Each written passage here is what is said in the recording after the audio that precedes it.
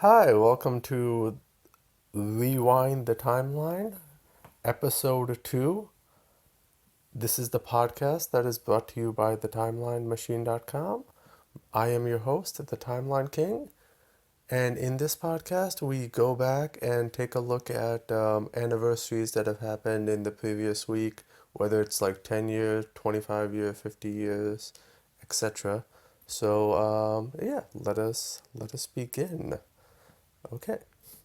So, now the first one, April 9th, oh, yeah, April 9th, we go to, this is the 25th birthday of Elle Fanning. She is the younger sister of actress Dakota Fanning, her much more famous sister. I'm sure you've seen Dakota in plenty of films in the early 2000s. I think she was in War of the Worlds. Um, she was in that movie with I think was it Chris Evans? Anyway, she was in the movie with some guy. Um, yeah, and so Dakota has a younger sister named Elle. Now what I like about Elle, she was like one of the first celebrities who actually liked one of the Timeline Machine's posts, like on our Facebook page. So it's like way back. It's yeah, Elle Fanning liked something that I posted. So either it was Elle Fanning or like somebody who did Elle Fanning's stuff. So yeah, anyway. So happy 25th birthday to her. Okay, so next, the same day actually that Elle Fanning was born, The Price is Right had their 5,000th episode. So this happened on April 9th, 1998. So, now the Price is Right wiki says that this wasn't actually the 5,000th episode. This was more like the 5,132nd episode. I'm not exactly sure how they got that number. Um, because I know like This Price is Right, the one with Bob Barker is actually like a reboot of a previous show. So do they count those previous shows and then that's how they got the number? Or is this like just the number for like the original Price is Right? Yeah, I don't know. Anyway, so I actually did see this episode. It's available like on YouTube for anybody who wants to check it out. And man, it was like such a 90s show. But it really reminds you like how good of a host like Bob Barker is, because like the way that he's just able to hold an audience, speak to the contestants, it's not something I get from like Drew Carey, who's like the current host of the show. So I miss Bob Barker, miss the original Price is Right. Okay, so after that, we go to April 10th, right? So April 10th, 1948 is that was 75 years ago. We had the Looney Tunes cartoon Rabbit Punch. So technically, this is a Merry Melodies cartoon. And I know like some of you are thinking like, what's the difference between like Looney Tunes and Merry Melodies? And the answer is I don't know, and I don't think the studio does either. So this is the cartoon. I'm sure you saw it when you were a kid on like Cartoon Network or whatever. So this is the cartoon where like Bugs Bunny goes up against like a boxer. He tries to prove himself in the boxing ring and stuff. It's a hilarious cartoon. I got to see it again this week. Very good. Very good. Okay, so also on April 10th, it's the 35th birthday of Haley Joel Osment. So Haley Joel Osment, his most famous role is The Sixth Sense. He was the kid saying, I can see dead people. Well, I see dead people is the actual line. Um, and yeah, he's 35 today. Wow, can you believe that? So this guy was actually in a couple of other movies, like in the late 90s, early 2000s, back when he was like still a cute kid. So he was also in like Pay It Forward, which yeah, which I saw. I thought that was like a decent movie. So and then AI, artificial intelligence. That one I haven't seen. I've heard people say it's good. Or more rather, I've heard mixed things about it. But what I was really surprised about is that he also voices Sora in the Kingdom Hearts franchise. So which is still continuing. That's like something he still does, like even to this day. So yeah, yeah, the guy still is working, although not as much as he used to when he was a kid. Now next we get to April 10th, 1998. That was 25 years ago. We saw the release of like several major movies. So the movies were Three Ninjas, High Noon at Mega Mountain. That's the fourth installment of the Three Ninjas film series. Then we had Species 2. Then we had City of Angels, and we also had The Odd Couple 2. I have not seen any of these movies, uh, and there's probably a good reason for that. I think all of them were like critically panned. So, Species, I'm surprised. Like, why? I would ask, like, why is there even one Species movie, let alone three of them? Like, why are there three of these? It's ridiculous. But, we all know the real reason of that. Natasha Henstridge, she pretty much carries the franchise. You, you, and next there's The Odd Couple 2. So that's based on this like old movie from like the 60s. So, but what's interesting about this one, they actually have like all the original actors back. So it's very rare for like a sequel that has happened like so long after to have like all the cast come back. I think yeah, I think the only other time I've seen something like that is like with the Star Wars sequels where you've had like all the original cast return. But yeah, nothing good about like any of these movies that I've mentioned. But I mean, if you want to check it out, just to relive that 25-year-old nostalgia, why not, right?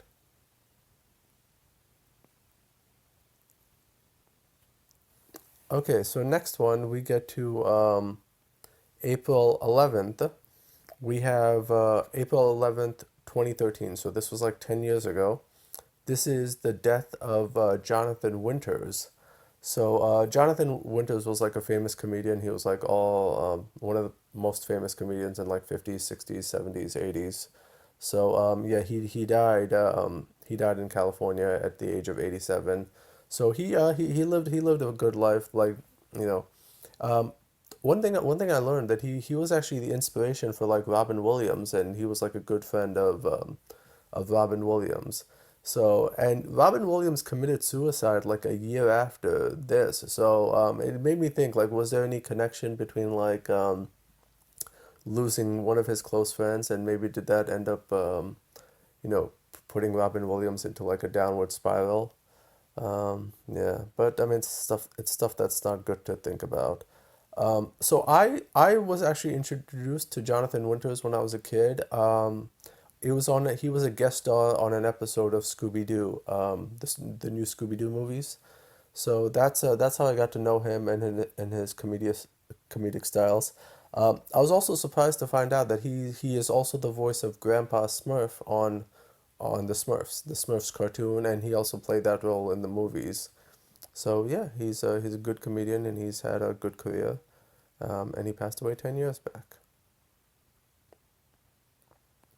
All right, so next we get to April 12th. So 75 years ago, on April 12th, 1948, we have um, we have the film Corridor of Mirrors that came out. I know what you're asking. Why do I care about this movie? Like, I've never heard of it. Nobody's ever heard of it. So, the only reason that this movie is notable now is because it is the first film that was directed by Terrence Young.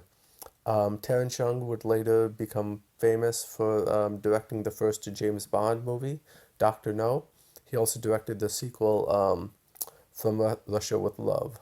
So this movie, Corridor of Mirrors, it also features the acting debut of Christopher Lee. And I mean, everybody knows Christopher Lee. He played Saruman in the Lord of the Rings franchise. He was Count Dooku in yeah he was Count Dooku in the Star Wars series. Yeah, and he was also Francisco Scaramanga in The Man with the Golden Gun, another James Bond movie. So this movie is notable for those things. But I don't think it's a great movie on its own. But if you want to check it out, it's out there.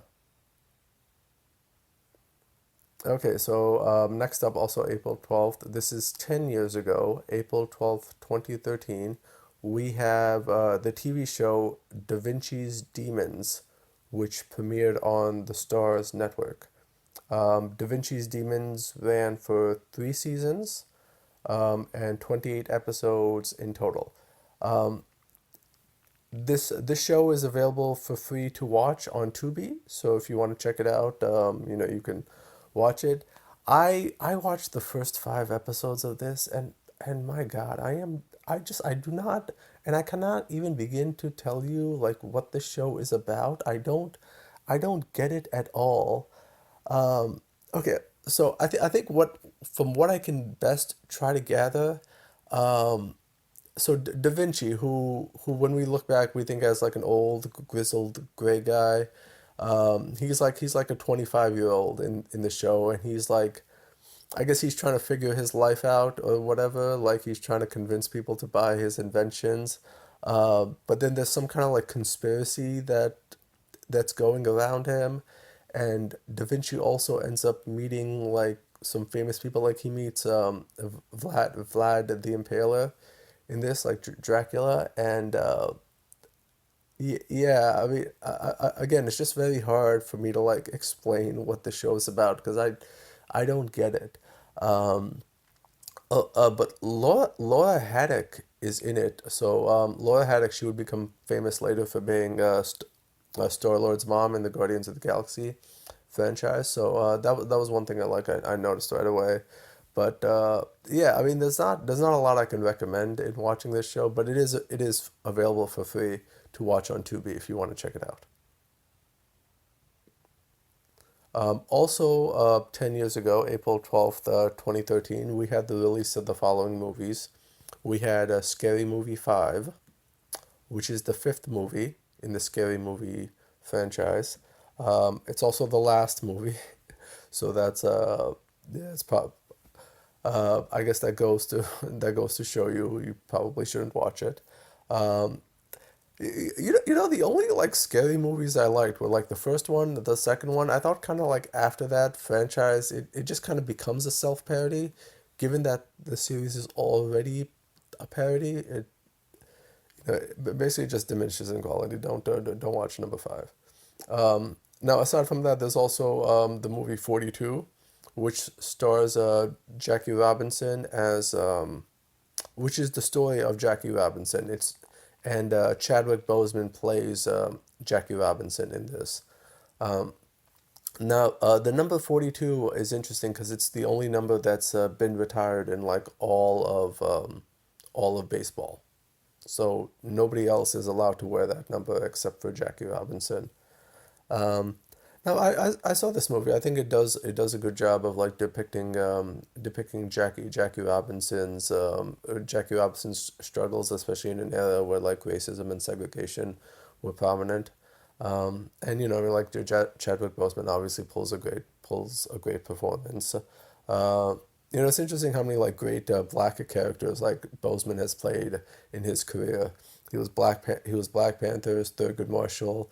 Got to be Jackie Robinson. Yeah. Yeah, he was definitely a great actor that was lost too soon. And yeah, and 42 is a good movie. Also stars Harrison Ford, who's going to be in the Indiana Jones, another Indiana Jones movie coming up. So check it out. All right, next we move to April 13th. So we April 13th, 1953, that was 70 years ago. We have the debut of Casino Royale by Ian Fleming.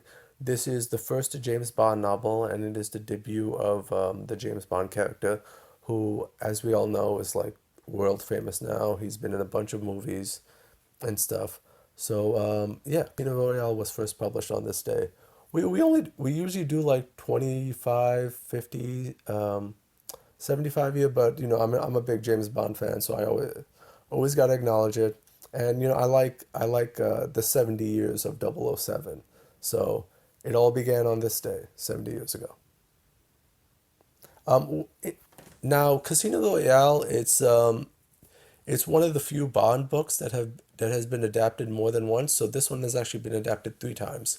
So there was an adaptation in 1954. This was a TV special, and it was adapted there. It starred Barry Nelson as James Bond, and then it was adapted again in 1967 in a parody that starred David Niven as James Bond. Now, most people listening to this will probably be familiar with the 2006 adaptation by Daniel Craig. Now that in turn is a very faithful adaptation. Like it pretty much follows the book like page by page. The only thing it adds is the beginning, the couple of action scenes in the beginning. But other than that, Casino Royale with Daniel Craig is a very faithful adaptation. I saw the movie with Craig first before I read the book. Now I really like the movie, but I gotta say the book is even better.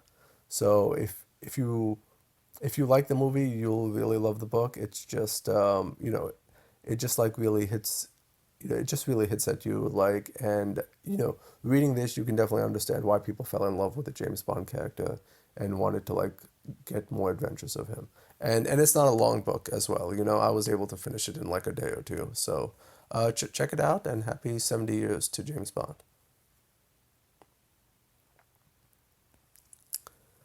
Okay, so next we get to April 13th. So we got a couple of birthdays here. So the first we will get to is Katie Lucas. She was born 35 years ago on April 13th, 1988. She is the daughter of George Lucas. George Lucas is not married currently. I think he was married, got divorced in the 80s, and then he adopted Katie. So now Katie has actually grown up and she's worked in the Star Wars.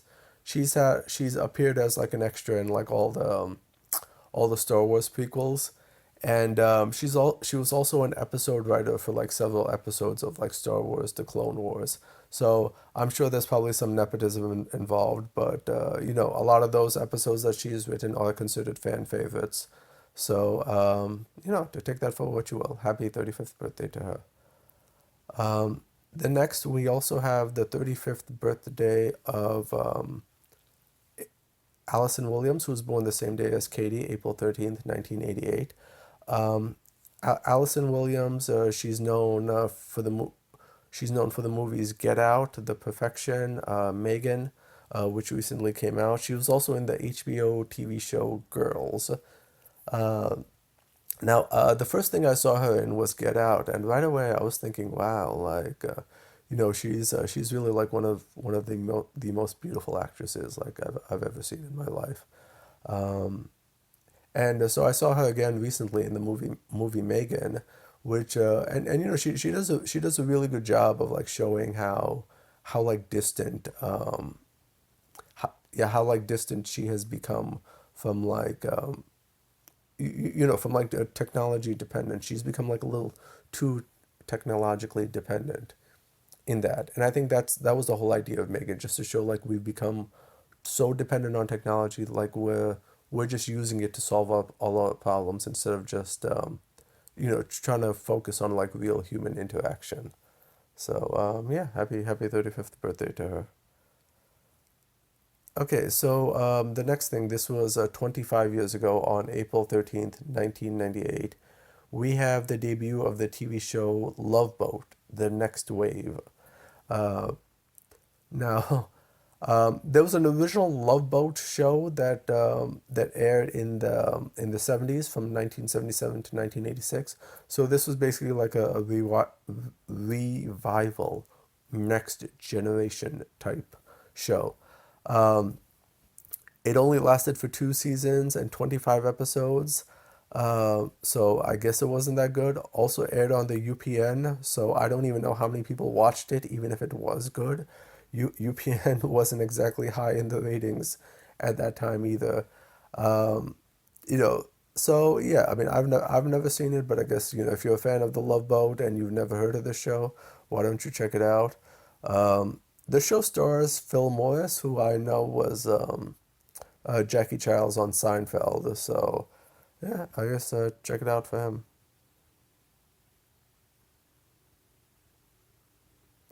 Okay, and lastly, we'll get to April 14th, um, 1973. That was 50 years ago. And this is the birthday of Adrien Brody, actor Adrien Brody. So he was born in Woodhaven, Queens, so New York City boy. And so his most famous role was in The Pianist, which came out in 2002. So he played Wardlaslas Spil. Okay, I can't pronounce that, but he played some dude in The Pianist, and he won Best Actor for that, the Best Actor Oscar at age 29. So he's like the youngest actor to ever win Best Actor.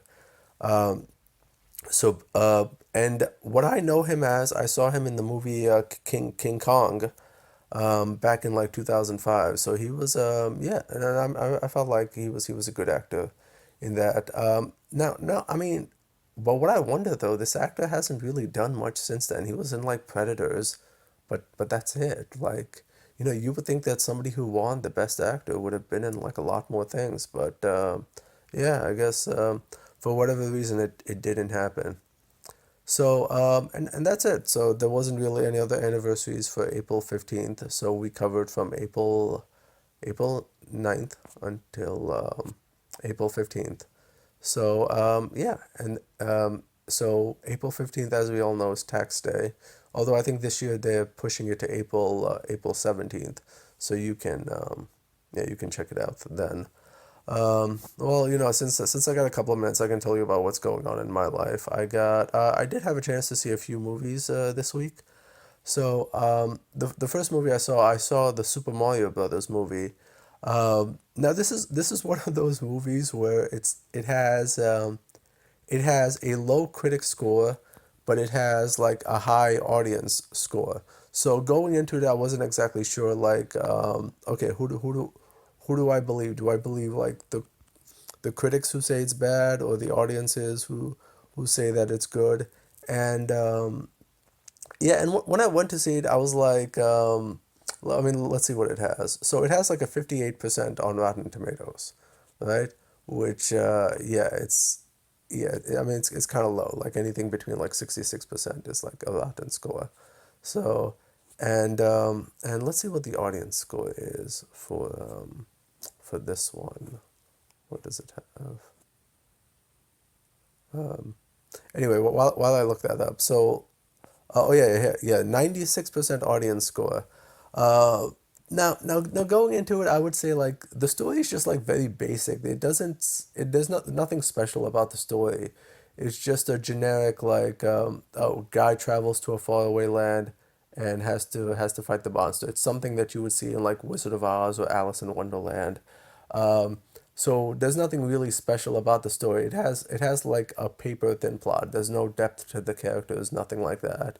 The animation is very good though. The animation is amazing. But yeah, just like the story is definitely very lacking. If you're a fan of Mario as a kid, I never really played any of the games. But if you're a fan of Mario, you might enjoy the nostalgia. You might enjoy how they reference the game. You might enjoy the performances of the characters. All of that is good. But just the story wise, this movie just is not lacking. Also had a chance to go see Dungeons and Dragons: Honor Among Thieves. Yeah, and honestly, I was like, wow, that this movie is like very good. I would say like probably one of the best movies I have seen this year. So and this one actually has like a higher critic score. So let's see what this one is. We're talking like 90%. Yeah, we're talking 90% critic score and 93% audience score. So it's pretty much like yeah, critics and audiences are pretty much even, and it's clear to see why. The movie does everything. It has good humor, it has memorable characters, it has